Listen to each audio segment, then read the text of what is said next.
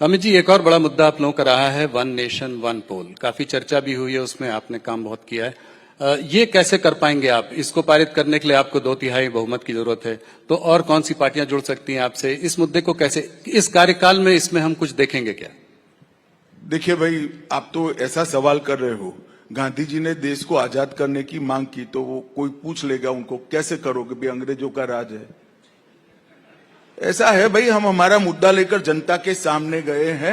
हम जनता के बीच में कार्यक्रम कर कर भी जा रहे हैं। 2-3 साल होते होते माहौल ऐसा होगा कि कोई party one nation one election का विरोध नहीं कर पाएगी, क्योंकि ये देश के भले में है। कोई मुझे बताए कि बार बार चुनाव कर कर खर्च कर कर हम क्या करना चाहते हैं इस देश में। एक साथ चुनाव क्यों नहीं होना चाहिए? कारण क्या है?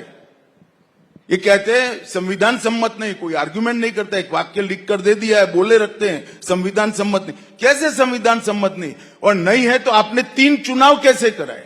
जी, कांग्रेस पार्टी ने जब तक सरकारें तोड़ने की शुरुआत नहीं करी, उनकी सरकारें आती थी, तब तक तो सभी चुनाव एक साथ करे, और 2-3 राज्य 4 राज्य नए बन गए, इसके चुनाव आगे पीछे हो गए। तो वो एक साथ करने के लिए असेंबलियां डिसॉल्व कर दी कांग्रेस ने। वही कांग्रेस पार्टी ये कह रही है कि लोकतंत्र के विरोधी है। 7 राज्यों के असेंबलियां डिसॉल्व कर कर वन नेशन वन इलेक्शन कराया था, और आज वही विरोध कर रहे हैं। जनता वो मानते हैं, ऐसे नहीं सोचती है। जनता के अपने के सोचने के तरीके, कुछ नेता ऐसा मानते हैं कि मैंने कह दिया तो बस जनता मान गई, और फिर परिणाम आते हैं तो कहते हैं कि भाई ईवीएम में गड़बड़ हो गया। एक्चुअल में भैया आप जो बोलते हो वो जनता मानती नहीं है। अभी तो कह रहे हैं महाराष्ट्र का इलेक्शन भी जो है उसको भी चोरी कर लिया आप लोगों ने। अगर हम जीत जाते तो क्या, वो जीत जाते तो क्या कहते? हम तो वो है 10 साल।